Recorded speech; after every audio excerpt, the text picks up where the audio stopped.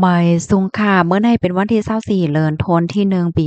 2026ในตอนในเดี๋ยวเนาะพี่น้องค่ะมาถ่อมมาเล็บเคียนโดยเกี่ยวกับโรยธงเป้อลูกอ่อนและอาณาการเมื่อนาเขาเนี่ยค่ะเนาะธงเป้อลูกอ่อนจึงหือดีอันเนว่าได้เป็นสะเทเมื่อนาและได้เป็นก้นตุกข่าเมื่อนาในนั้นค่ะค่ะอันนี้ก็มีโคสอนก้อนหนึ่งเนาะเขาก็มีโตทบอันอยู่ในตรงวงลูกอ่อนส่วนลีกลูกอ่อนมากข้าวตั้งหึง30ปีปลายเนี่ยค่ะครูสอนก็ในเด็กก็มีไว้ดีเว้งหลงเจอเจียงจึงเมืองแขเนี่ยค่ะเขาก็เลยมาลาดแหนหนอจ้อมหนังอันดียามมีโตทบอยู่ในแก่ลูกอ่อนมาปียาวข้าวหึงเนี่ยค่ะนะทุงเป้อลูกอ่อนนั่นในมันจะเลยว่าใส่โคของกว่าคงเฮนกว่าใดกว่าเนอกะนานก้วยเนี่ยค่ะเนาะก้วยกะว่ามันแหนป้าฟิงยามตั้งยามลวงจัดการลวงป้ายว่นลวงลุ่มลาด้วยถึงปอแม่แลลวงมีปังมีเปิงของลูกอ่อนป้าเฮ็ดจังไหนค่ะเนาะกำนันแลเฮาคาจังต้วยไหลขนาดถุงเป้อลูกอ่อนนั่นในมันแหนถึงอานากาศเมื่อนาเขาเฮ็ดจังไหนเข้ามาด้วยค่ะนะข้อที่1ค่ะถุงเป้อลูกอ่อนดีอันเดจังอ่องหมานในอาณาการเมื่อนาเนี่ยค่ะได้ก็เป็นทงเป้อลูกอ่อนตีอันมีปักมีเปิงเฮ็ดจังแหนนะเมื่อนังว่าปับลีก็ไว้หังปับลีค่ะอันเป็นกำเตียมเนี่ยก็เขาเตใส่กล่องอำนั้นก็มันได้มีธงใส่กำเตียมแลจังไหนหังก้วยน่ะคือป้อได้หยิบเอามาง่ายหยิบเอาใจตื้อไหลง่ายจังไหนป้อยอก็มียุกยากเคิงใจโคตื้ออันโหลใจนั่นเขาได้มีเนี่ยค่ะสังเจอหนังว่าในกระเป๋าในถุงลูกอ่อนนั่นเป็นจังไหนเพราะว่านี่จึงมันแหน่ให้หันว่าลูกอ่อนก็ในไหนไล่หับลองฝึกสอนมาหลีน่ะเป็นก้นดีมีปักมีเปิงเป็นก้นดีหมอจัดการโตเจ้าเก่าเฮ็ดจังเนี้ยเนาะบางป้อบางไลในเป็นซ้ำว่าเป็นรองเล็กๆลอกๆว่าในเซตาก้อยกะว่ามันแหน่ถึงอาณากาศเมื่อนาของก้นเฮาค่ะดึงก่อจังไหนเพราะว่าจะเมื่อก็เล็กๆขนาดเป็นก้นดีมีปักมีเปิงหมอจัดการโตเจ้าเก่าเพราะว่าในจึงในมันก็เตหลีตอนดาอาณาการเมื่อนาจังเนี่ยเนาะอาณาการเมื่อนานั่นแหละเป็นสำหรับเขาได้ทบลองตั้งหยับลองข้องคำว่าในเซตาก้อยกะว่าเขาได้ฮู้ลอกลายวางแผน ลอกลายหับมือลอกลายลุ่มลาด้วยถึงโตเจ้าเก่าว่าจังไหนเนี่ยค่ะเนาะเขาได้ฮู้ว่าโตเขานั่นน่ะโหลอีสังนะปยก็กูเจอกูลองเนี่ยมันมีไว้อยู่ดีไหลเฮ็ดเนี่ยค่ะแต่เลยว่าเป็นลูกอ่อนที่อันมีน้ำกัดลองจัดการอยู่ในโตเหย้าเนี่ยค่ะก็นั้นแลอาณาการเมินนาเนี่ยก็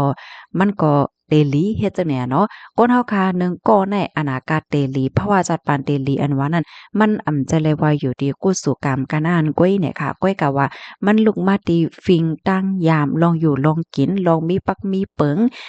ก้นหนึ่งก็จะเมื่อเป็นลูกอ่อนก็เล็กๆนั่นเฮ็ดจังไหนลูกอ่อนที่อันเกิดมายาวค่ะหนอย่าปอแม่หลีย่า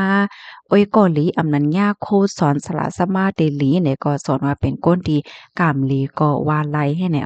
กำในเฮาคามาด้วยเที่ยงตอนที่2เนี่ยค่ะถุงเป้อถุงป้าลูกอ่อนอันในว่าอาณาการเมื่อนาเตตุกข่าเนาะ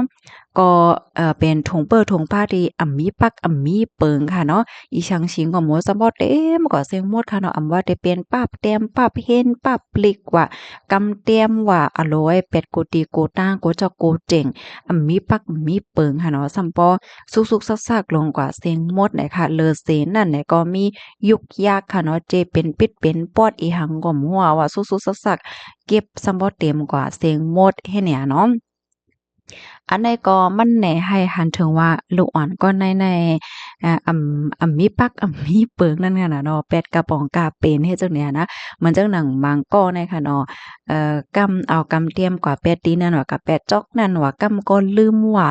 สังว่าเฮ็ดจังเนี่ยค่ะเพราะว่าเป็นลูกอ่อนที่มีปักมีเปิงค่ะเนาะแต่จังเมื่อก็เล็กเป็นจังไหนยาวเพราะว่านี่จึงเพราะว่าก็ใหญ่มาเนี่ยก็จ้างฮบทมยาลวงคองขำลวงจัดการเกี่ยวกับไปลองตรงวงกลลองการงานลองการเงินลองตื้อ ตั้งเจอไหนป้าเทียงลูกกวนเหย้าเนี่ยค่ะปยอก็ลูกอ่อนเซียนในเขาก็ได้ป้อฮู้ถึงเกี่ยวกับโดยรวงการรับมือการวางแผนลองจัดการลองลุ่มลาดด้วยถึงลองเอาตัวเจ้าเก่ารอดและเจ้าไหนแน่เขาก็ได้ป้อมีกาหือเฮ็ดจังเนี่ยเนาะย้อนว่าเขามีปักมีเปิงให้ไหนอ้อม อ๋อค่ะก็เปิดจังนั้นแลไหนจึงมาเป็นล้วนก็เล็กเนี่ยก็ลำลองนะไหนค่ะเนาะเฮาค่ะฟังต้วยไลจึงมือเล็กๆลองอยู่ลองกินลองใจตื้อเพราะว่าจัดปานเฮ็ดจังไหนค่ะนะพี่น้องค่ะฟังด้วยลูกล่างตัวเจ้าเก่าไผมันค่ะเนาะว่าเขามีฟิงยามเขามีตั้งยามจึงหือเนี่ยค่ะนะล้วนมันก็ในหมอลุ่มล่าน่ะค่ะเนาะปับลิกเนี่ยก็เก็บไว้แคมน่ะกำเตียมเนี่ยก็เหมือนจังว่ากำเตียมว่าก้อนหมอดว่าเปต่างว่าหังว่าเขาได้จัดเป็นถุงหนึ่งหังโกยเฮ็ดจังเนี่ยเข้มแลบน่ะเนี่ยมันก็ได้กว่าเก้อเขาเลยเนาะโอ้ยอิหยังเป็นก้นอีหยังอิหยังก็ลุ่มล่าหลีน่ะจั่งซี้แหน่อันเต้มันแน่มันเป็นฟิงตีหลีค่ะเนาะเพราะว่าเขาหมอลุ่มล่าอันเล็กๆไล่เนี่ยอันใหญ่ๆเนี่ยเขาก็ได้หมอลุ่มล่าให้เนี่ยค่ะอ้อเพราะว่าเขาเป็นคนเหตุการณ์คนมีเงินเขาก็ได้ไว้กาขันเงินเป็นคนที่มีเงินเก็บไหลจังนี้นั่นน่ะนะมื้อหนังมังก็ในเหตุการณ์เหตุการณ์อยู่มีเงินเข้าอยู่ก้อยก็ว่าเก็บเงินไหลก็เพราะว่ามีน้ำกัดในตอนการจัดการวางแผนตำวางมีปังมีเปิงไหลเจิ้นได้เฮ็ดไหนคะอ้อ พี่น้องคะฟังด้วยค่ะนะลูกล่างพี่น้องเฮาค่ะก้อนหนึ่งเล็กก้อนหนึ่งจ่องเหมือนกันเหมือนจังหนังเพราะว่าพี่น้องคะซื้อปัน